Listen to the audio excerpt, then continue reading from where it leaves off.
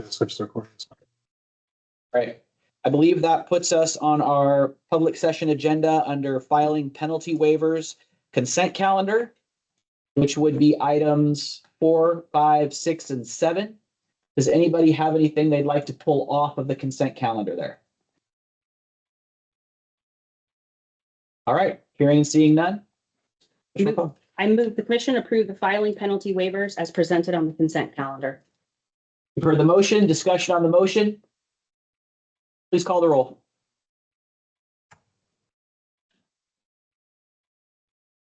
Commissioner Jancy.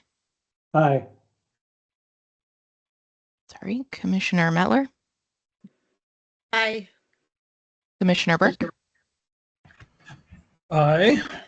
Commissioner McCauley. Aye. Commissioner Helt. Aye. Commissioner Resendez Gutierrez. Aye. Commissioner Thompson. Aye. Motion passed 7-0. Thank you very much. We will now go to lobbyist penalty reductions. Item number 8, please, Executive Director. Yes, item 8 and item 9 are for a lobbyist and then a client. The lobbyist, Emily Hughes, as far as I can tell, she registered and established her EFS account and then did nothing. She did not file her reports. So as a result, Q1 of 25, she accrued up to the statutory maximum, $5,000 in daily penalties. How it works is when you fail to file, you accrue $10 a day for the first 14 days and then $50 a day thereafter up until you hit the $5,000. So for Q1 of 25, she hit $5,000. For Q2 of 25, she hit $5,000. For Q3 of 25, she hit $4,550. And for Q4, she had $450.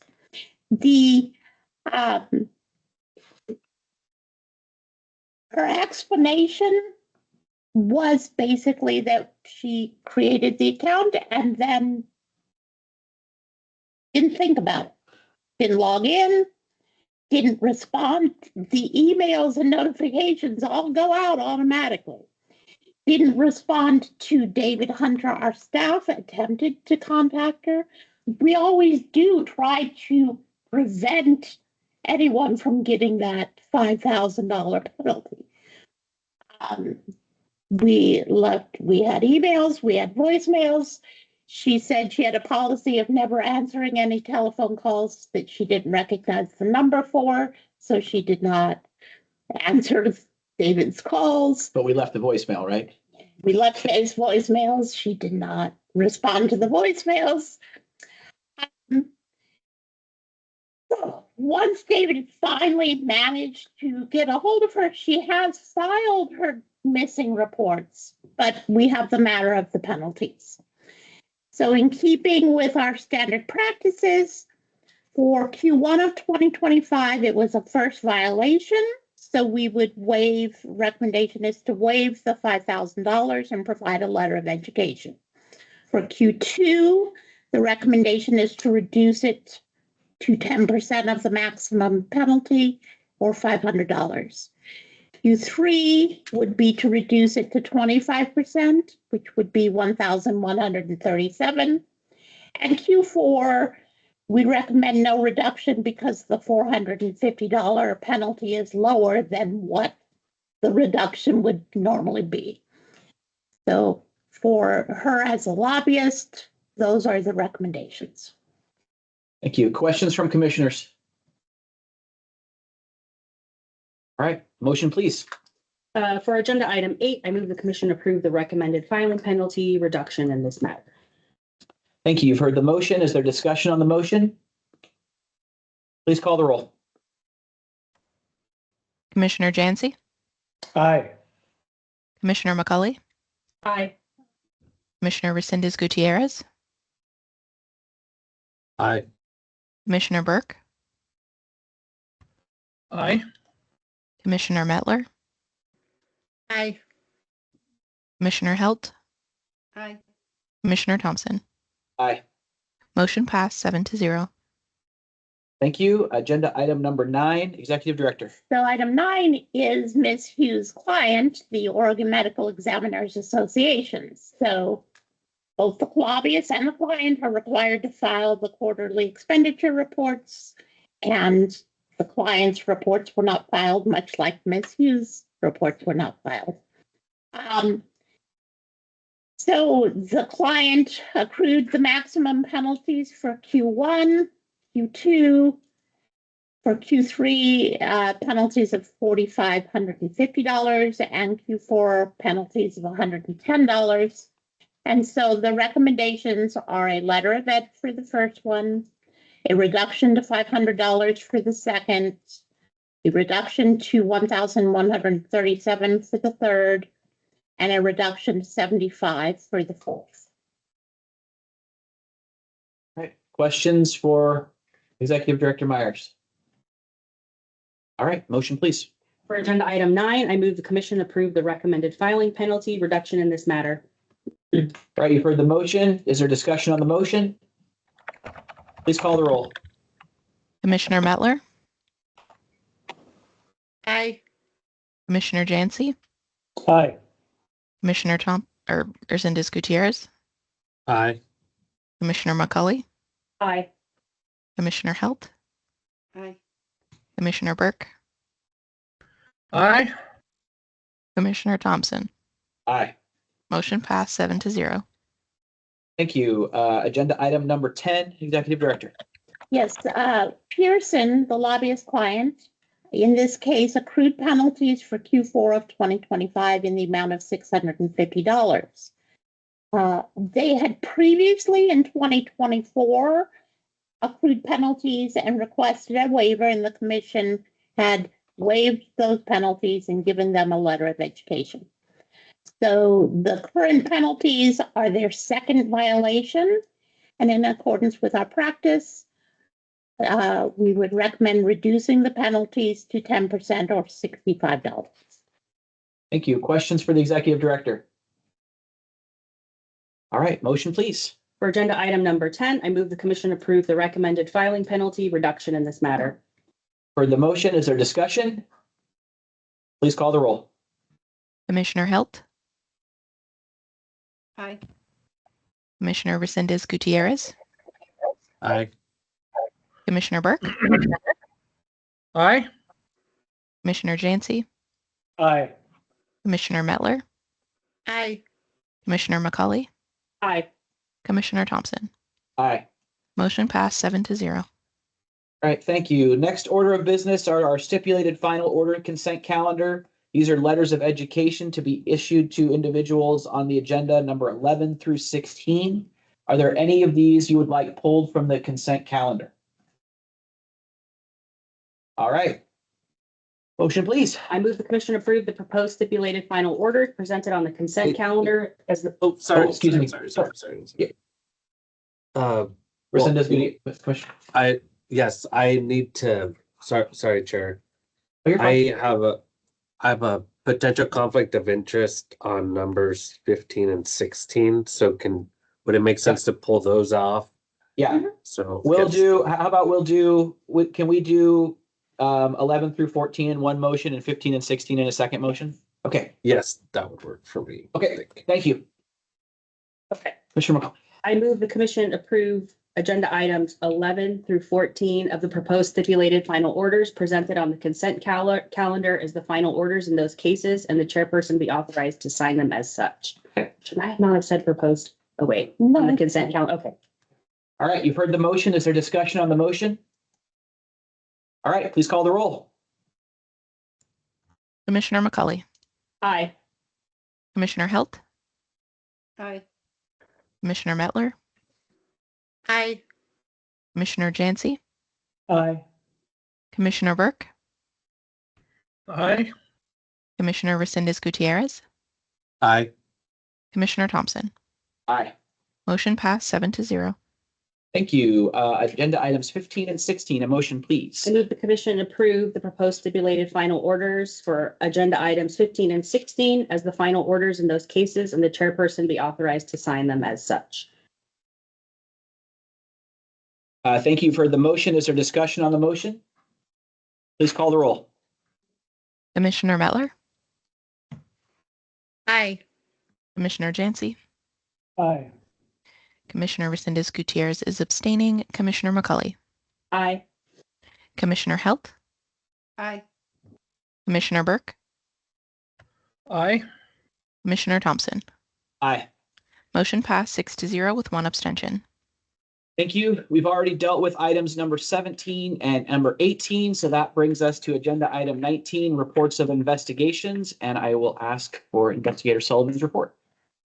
Yes, thank you, Vice Chair Thompson and Commission. This is Investigator Josh Sullivan for the record. I'm presenting agenda item number 19. This is an investigation report for Nafisa Faye, member of the Board of Directors for Clean Water Services, or CWS. The focus of this investigation was to determine whether Nafisa Faye used her position on the CWS board to obtain unauthorized travel benefits from CWS. The information in investigation indicates that Nafisa Faye traveled on behalf of CWS to attend the 2024 International Water Association Congress in Toronto, Canada. When coordinating her CWS travel, she provided her Alaska Airlines reward number to be added to her ticket for her flight to Toronto, and it appears that she may have earned the personal benefit of frequent flyer rewards. During the investigation, Commission staff received additional information and reviewed CWS policies, which indicate that Nafisa Faye's official compensation package authorized her to receive personal travel rewards, including frequent flyer miles, earned while traveling on CWS business. Consequently, she was not met with a prohibited use of office or conflict of interest when she earned the frequent flyer rewards from her official CWS travel to the 2024 IWA conference. This case and the next case for Jerry Wiley differ from the other two CWS board members' cases today because these cases only involve traveler rewards and frequent flyer miles. The other two cases where stipulated final orders were negotiated involve other concerns, including extended stays for personal business and an SEI omission.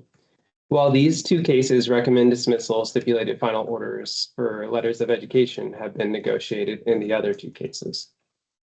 The information obtained in this investigation does not indicate that Nafisa Faye used her official position on the CWS board to obtain a personal financial benefit or avoid a financial detriment that would not have been available to her otherwise, and the recommendation is to dismiss the case. Thank you. Questions for Investigator Sullivan? All right, motion, please. For agenda item 19, I move the commission dismiss the complaint against Nafisa Faye. You've heard the motion. Is there discussion on that motion? Please call the roll. Oh, Well, sorry. I will be, just heads up, I will be abstaining from 19 and 20 as well.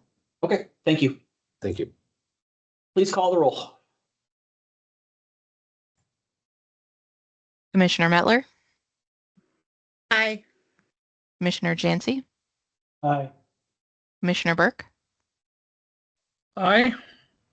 Commissioner McCauley, Aye. Commissioner Halt, Aye. Commissioner Resendez Gutierrez is abstaining, Commissioner Thompson. Aye. Motion passed 6-0 with 1 abstention. Thank you. Agenda item 20, please. For agenda item 20, I move the commission. Oh, do we want to? Oh, I'm sorry. Oh, I think we need to. Oh, no, I appreciate your I'm ahead of efficiency. myself. I appreciate your efficiency. So, Investigator Sullivan. Yes, thank you, Vice Chair Thompson and Commission. This is Investigator Josh Sullivan for the record. I'm presenting agenda item number 20. This is an investigation report on Jerry Wiley, also a member of the Board of Directors for Clean Water Services. Similar to the last case, the focus of this investigation was to determine whether Jerry Wiley used his position on the CWS board to obtain unauthorized travel benefits from CWS. The information in this investigation report indicates that Jerry Wiley traveled on behalf of CWS to attend an annual conference in Toronto and New Orleans in 2024. And it appears that when he booked his own flights, he included his personal frequent flyer number and was reimbursed for flights where the personal benefit of he earned the personal benefit of frequent flyer rewards. During the investigation, we received additional information and reviewed CWS policies, which indicate that his official compensation package authorized him to receive personal travel rewards, including the frequent flyer miles. Consequently, he was not met with the prohibited use of office or conflict of interest while traveling for CWS. The information does not indicate that he used his official position to obtain a personal financial benefit or avoid a financial detriment that would not have been available otherwise. So the recommendation is to dismiss this case. Thank you. Questions for our investigator? Yes, Commissioner Halt, please. Thank you, Vice Chair. So in order for this not to be a violation, it has to be in your compensation package? Or is it just not a violation because you're flying and therefore you're on the plane and you're receiving the flight miles? Yes, thank you for the question, Commissioner Halt.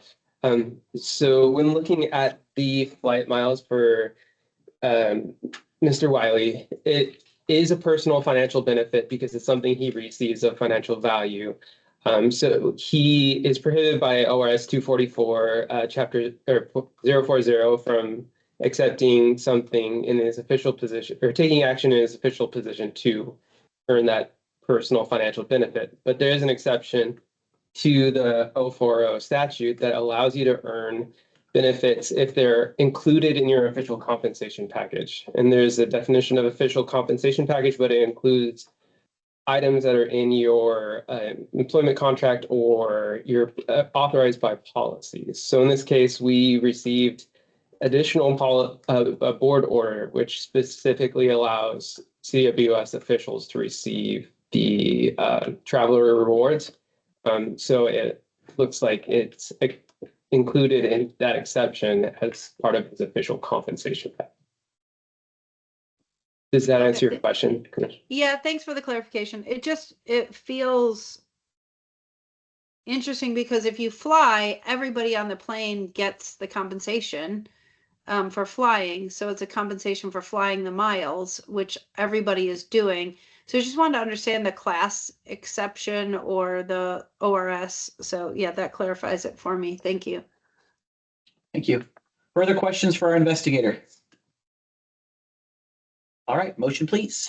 For agenda item 20, I move the commission dismiss the complaint against Jerry Wiley. You've heard the motion. Is there discussion on the motion? Please call the roll. Commissioner Jancy, Aye. Commissioner McCully, Aye. Commissioner Resendez Gutierrez is abstaining, Commissioner Burke,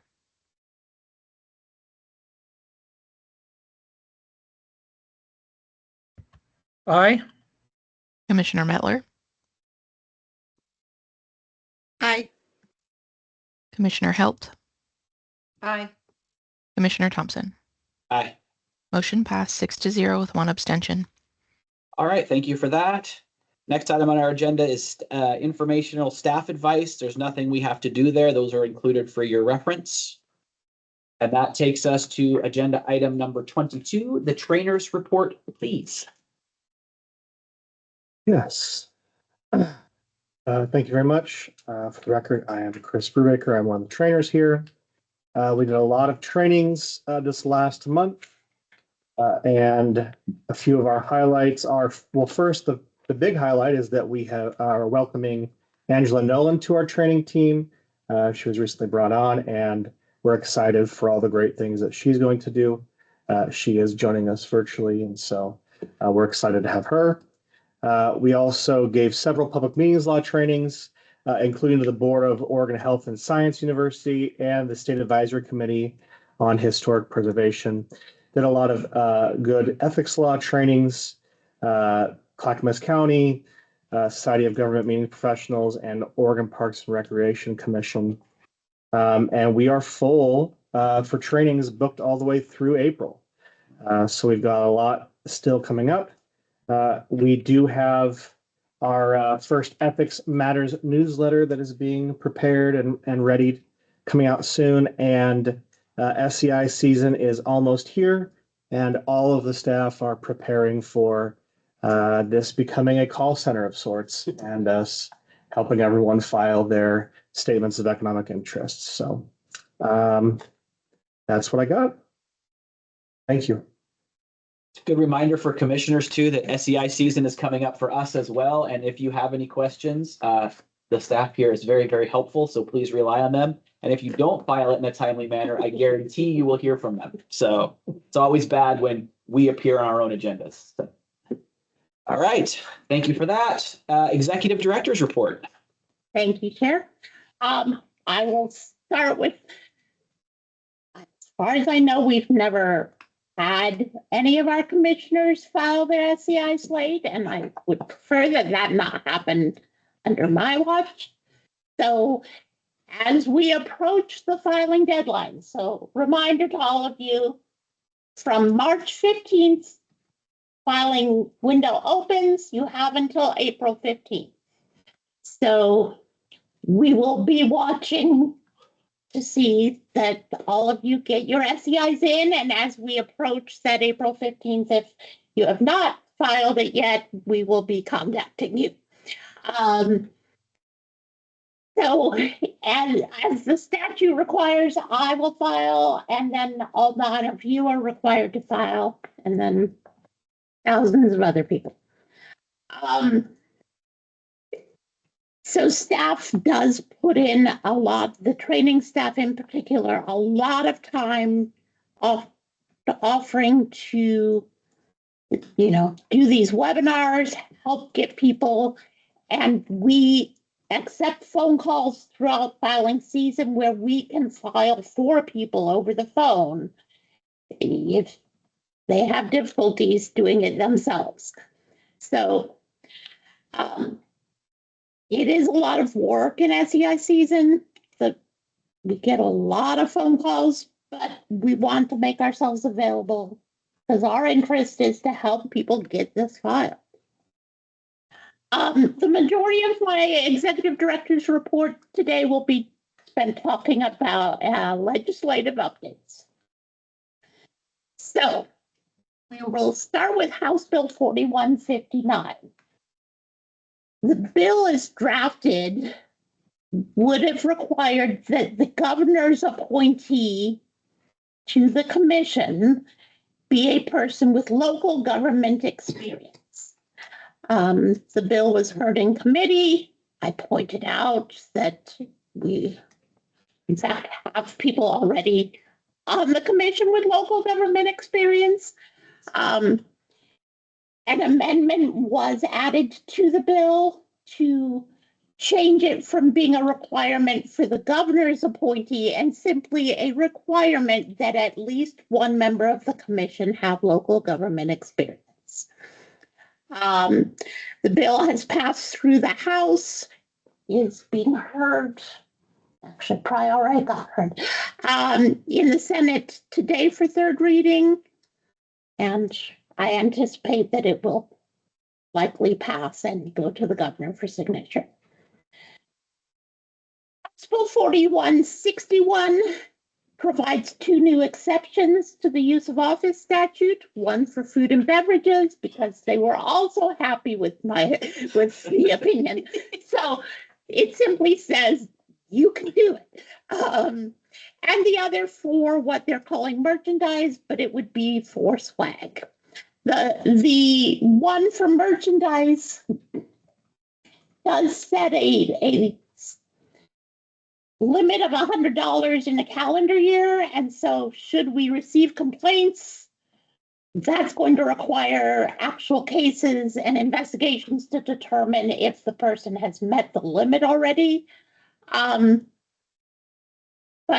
that bill also has passed the House and was before the Senate today for 3rd reading, and I anticipate it will go to the governor. House Bill 4177 makes numerous changes to the public meetings law.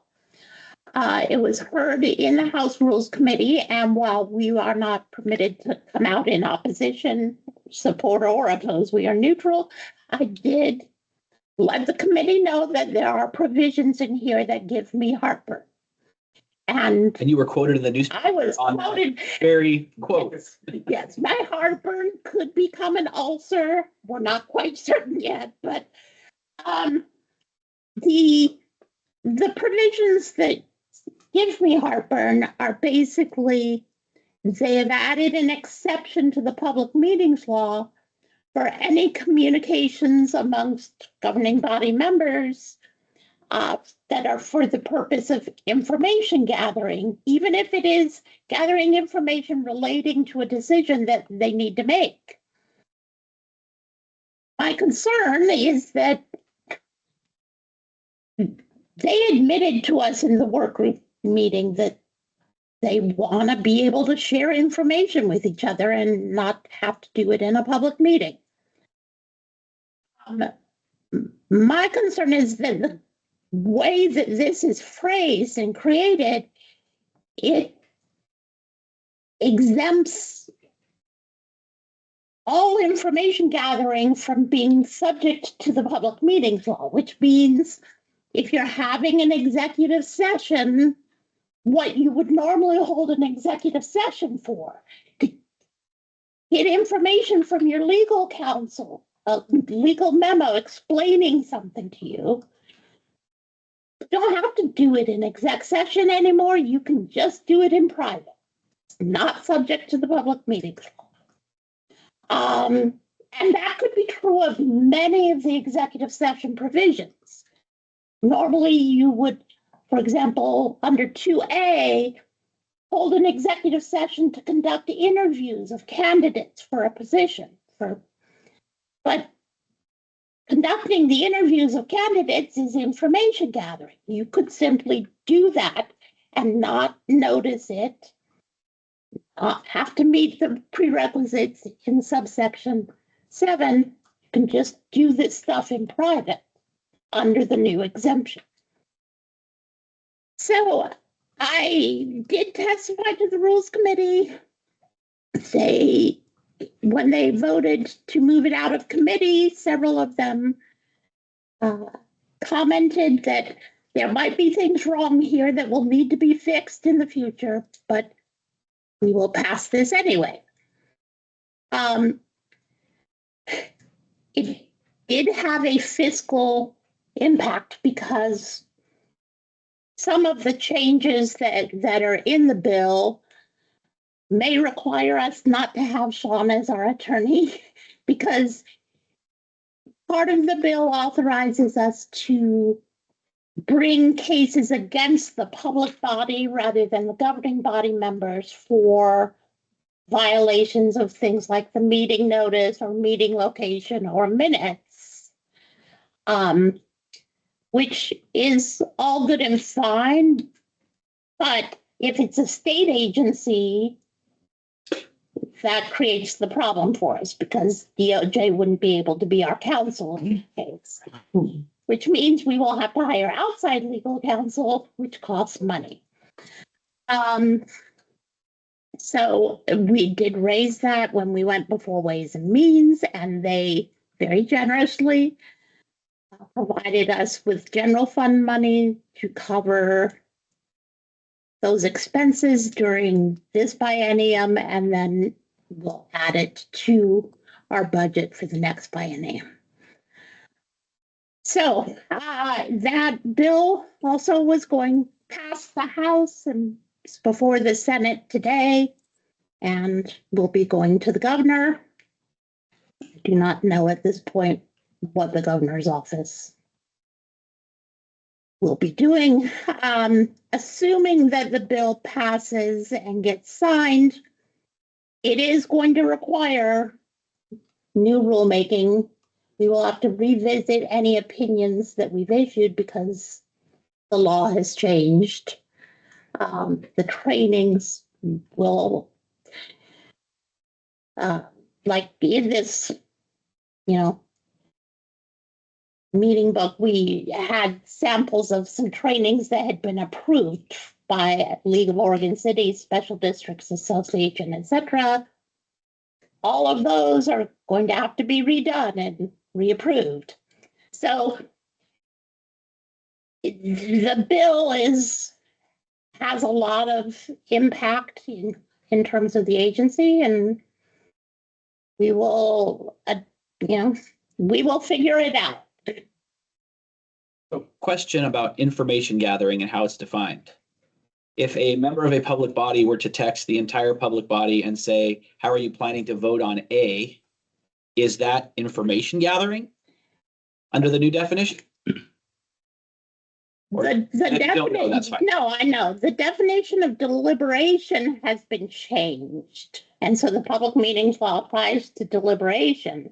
And deliberation is now weigh, examine, and make the decision. I think that will be the issue for the commission to determine is that kind of vote polling more than information gathering and moving into what is deliberations.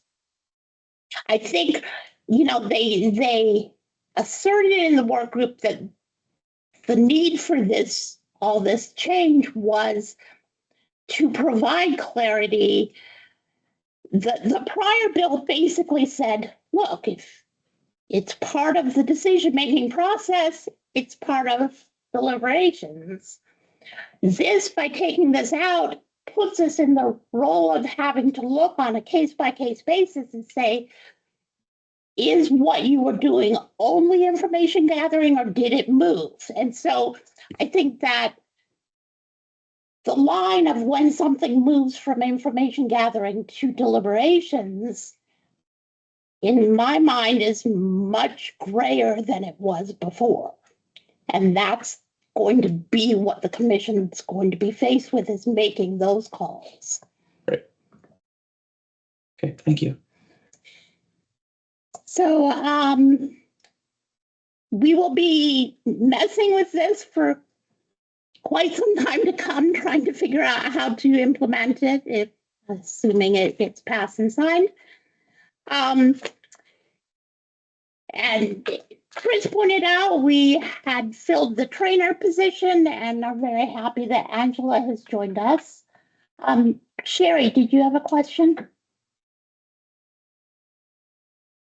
Yeah, I had a quick question about the new law and the deliberations. Have we thought about talking with the governor if this passes the Senate and having line item veto worked in this section to have more prudent conversations around this law in the future? So we will still have the opportunity to submit a blue sheet that the agency sends to the governor where we express our concerns and what we would like her to do. So that those conversations may occur. It's obviously very much up to the governor's office, but yeah, it would. I have no objection to talking to the governor if she's willing to express our concerns about the bill. But you will be submitting concerns on a blue sheet? Yes. Okay. Because it seems like a lot of the things are positive, but then there's some really negative ones that are going to be difficult to manage. So I just would encourage you to send a blue sheet and talk with the governor about potential line item veto to make sure that our public meetings laws are still able to be upheld. Thank you. Yeah, I appreciate that. Chris already welcomed Angela, and then I sent all of you, I wanted to mention, I sent all of you the draft updated PO guide. As I said in my email, please don't communicate with each other, but if you have any suggestions, comments, or questions, send them to me. I will assemble them all, and we will be having a work session at the April 10th meeting to discuss that. We may have an additional work session to discuss potential legislative concepts that we might be putting forward. So that will be on the agenda for the April 10th meeting. Thank you. Any questions for the executive director? All right, with that, I think we have completed our agenda. Is there anything else for the good of the order? All right, we are adjourned. Our next meeting is Friday, April 10th at 9 a.m. Thank you all for your work today and have a wonderful weekend. And I'm going to bang the gavel that's been sitting here. Take Have care, a good weekend. everyone. Bye-bye. Thank you, everyone. You did it. I know, before noon. I know. That's a record for the regular meeting.